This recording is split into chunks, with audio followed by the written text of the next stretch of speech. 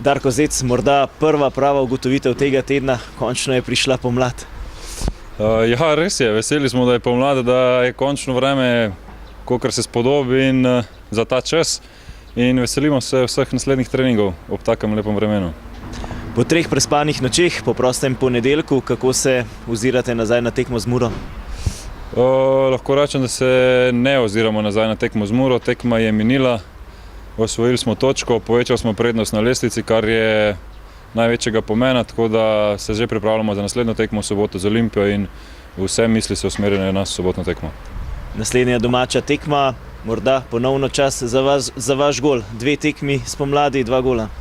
Ja, upajmo, jaz se ne bom branil nobenega gola, upajmo, da bo čim več takih golov in upam, da mogoče pa kakšen odloči tekmo, da osvojimo vse 3 točke. Ampak pomembno je, da zmagamo, ne moji goli.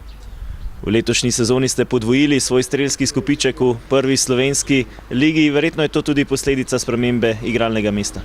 Vsekakor je sprememba igralnega mesta, ampak mislim, da so te zadetki tudi plod sreče, ampak gol je gol, ne bomo mogli gledati v zobej. Sledi tekma z Olimpijo, derbi, drugi proti tretjemu. Lahko bi rekli, če želite loviti Olimpijo na lestvici, je zmaga skoraj da nujno potrebna.